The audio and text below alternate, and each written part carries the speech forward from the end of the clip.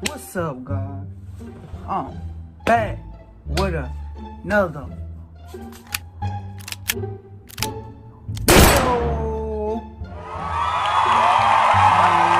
I should do that, but I ain't got time for that. But is it me or do this thumbnail look familiar? Is this a re-upload? Either way, if it is a re-upload from Mr. Nightmare, I think I seen this before, like, or he just put the same thumbnail and made a different one. But either way, I never did a reaction video to this, but I watched it. So, without further ado, let's get to it.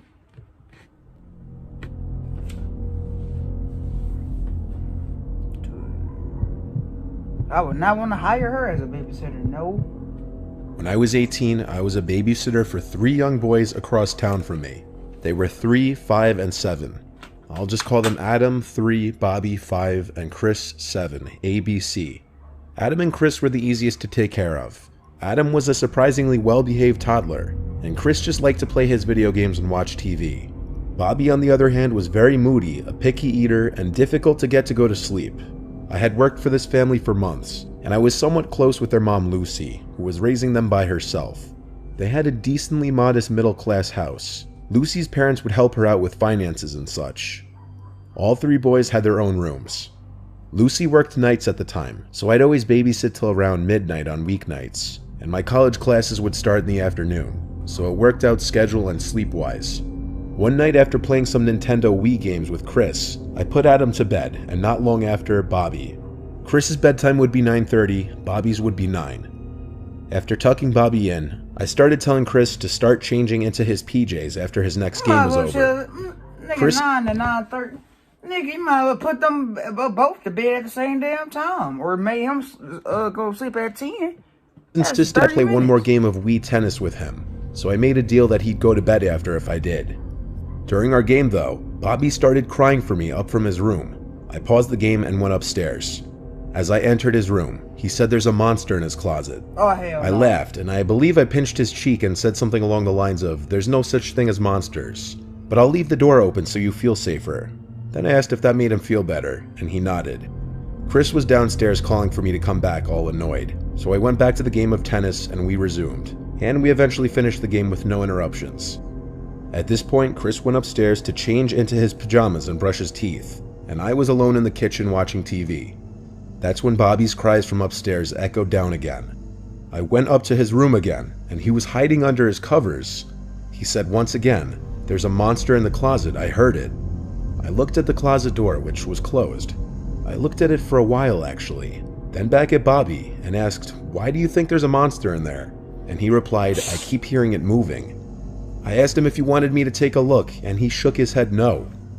I walked closer to the closet anyway, and he said don't. I didn't take him seriously, till I heard something in the closet myself. It was very clearly the sound of something alive in that closet that tapped into the door, or something behind the door. Bobby whispered, "See?"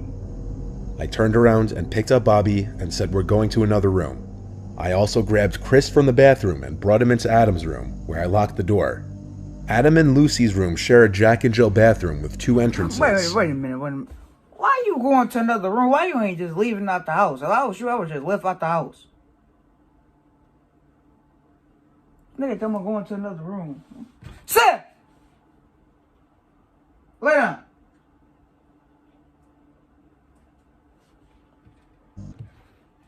I went into the bathroom and called Lucy and quietly asked if there was a possibility of there being an animal in the house or in the walls, because there were sounds that Bobby was hearing that I heard myself. She sounded concerned right away and wanted me to check the closet. I kept her on the phone as I went back to Bobby's room. My discovering the closet door to now be ajar confirmed that there was someone in the house with us. I told Lucy, and she freaked out, telling me it was most likely her crazy ex and to get the kids out of the house. I suddenly felt like my life were in danger, and her ex was going to come out of nowhere and run at me. I went to Adam's room and managed to get the 3 kids out of the room. But just as I did, I heard the front door to the house slam shut. I peeked down into the living room, and there was no one there, but the front door was shut. He must have made an exit while he could. I went to lock the door, then called 911. Lucy came home from work early, and was there when the police came. Without cameras or anything, there was no proof that it was her ex, though. Her ex is the father of Adam, but she keeps him away from her because of their past that I won't get into for her privacy. Long story short, he can't take it, and she just recently blocked his number, which would explain the possibility of him breaking into the house. The police recommended changing the locks on the doors and such to Lucy. She understood I wouldn't feel comfortable staying in that house for a while after that, so she started letting the kids stay with a relative or one of her parents coming to watch the kids. I don't know what happened after that because we kind of fell out of contact. I didn't really like the fact that she was okay with me checking the closet when she was already suspicious that it was her ex. It was definitely a horrifying experience.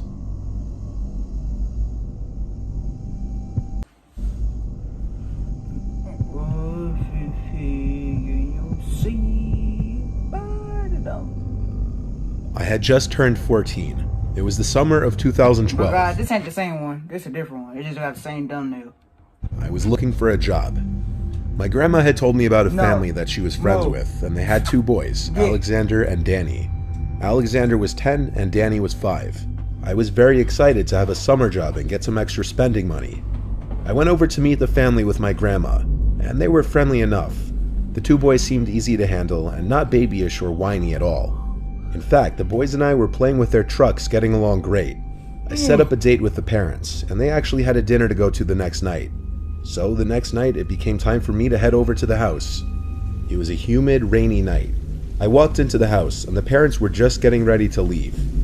They gave me a paper with rules and such, things they didn't want the kids to do, and their routines.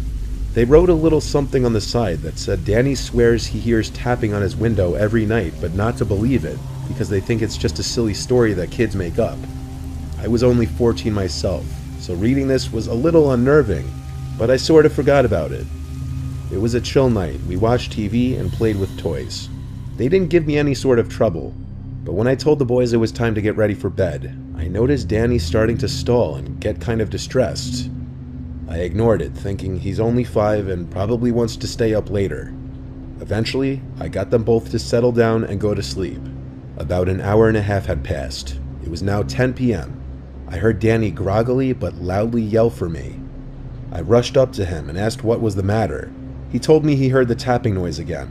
I instantly felt uneasy and nervous, but I just flicked on the light and looked out the window. Nothing outside except darkness and the solar lights from the neighbor's driveway. I calmly told Danny that it was probably just some bugs since it's summer after all.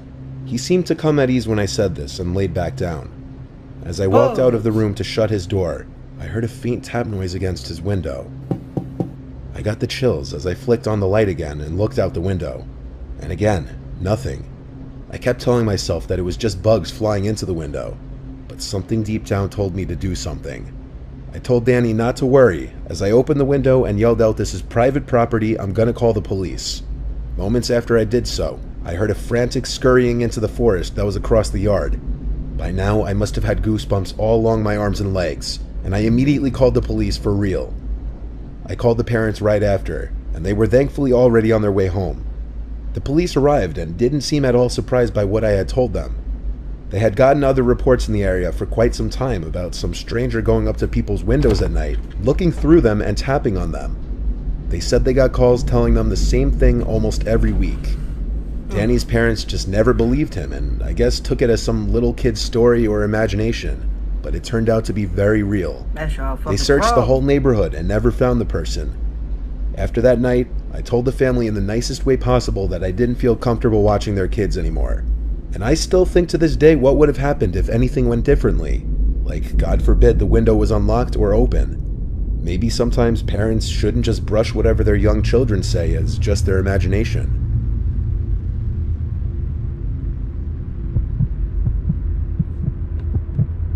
Alright guys, I know in my last video when I had reacted to the what was it called? Disturbing true stories. And I said I was gonna make 4 videos on the channel, but I'm gonna make 2 tomorrow just to make it up. I just can't do 4 because I gotta make a video on my gaming channel today and my second channel. So I'm just upload 2 videos on this reaction channel, but I'm gonna upload 2 more videos tomorrow for sure. This happened when I was 8 years old, and my little sister was 6. It's a memory that's kind of scarring, to the point that I just remember it so vividly, even as an adult, and it's something that stayed with me. Our parents hired a one-time babysitter for this weekend that they'd be away on a couples trip. It was some 16-year-old boy that responded to an ad that my mom posted in the public library. He happened to go to the high school that my parents went to, so I feel like they felt a safer connection with him. He was watching us for 3 nights from Thursday to Sunday. His name was Nathan. I don't know his last name. If I did, I'd say it. Most of the first night is a blur. I was only 8 after all. I remember not much other than playing Ratchet & Clank on my PlayStation in the basement all night because I was obsessed. Same thing the next day, on Friday. I was playing Ratchet & Clank for so long that I guess Nathan came down to build a rapport with me and asked to play with me. He told me he also liked the game, so we played multiplayer versus mode. From what I remember, I actually was having fun and started to like Nathan. The next day, I had my friend Zachary over and we played soccer in the backyard, which Nathan volunteered to ref for as he came outside with my little sister. Basically, he was a completely normal-seeming dude for my 8-year-old mind. Zachary left not long after we all ate the pizza that Nathan ordered with the money I assume my parents left for food. That night before going to sleep, I was playing on my DS in bed, when Nathan came in and asked if I wanted to play more video games, and I'm sure I respectfully told him I'm tired. He would leave as expected, but that's not where this ends. I always was a heavy sleeper as a kid. Not anymore, but when I was 8, waking up in the middle of the night wasn't a regular occurrence. So waking up in my pitch black room was definitely a weird thing to happen that night. I remember flipping on my side after hearing my door closing.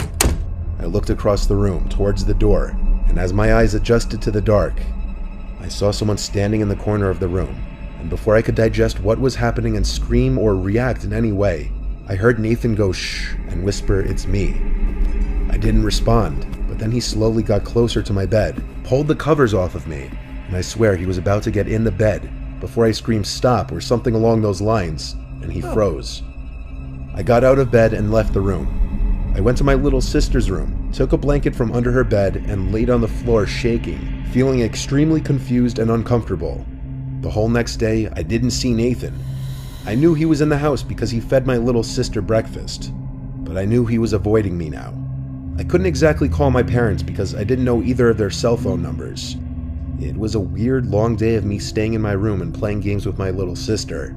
Nathan never came in once. That night, I couldn't sleep for obvious reasons, and I don't know how much time passed before hearing my door creak open again. This time I didn't look up. I laid there until I heard the door close, and then a few moments of silence later, I looked up to the door, but he wasn't there this time. I turned on the lamp to confirm this, but even at 8, I knew he was creeping around again, and I wanted to go to sleep in my sister's room to protect her in my mind. I got up and took my pillows and blanket to my sister's room, and lo and behold, Nathan was already halfway towards my sister's bed in the pitch black room. I yelled at him to get away from her, and he told me to calm down, he's just checking on her. He hurried out of the room and I locked the door. That was the last time I ever saw him.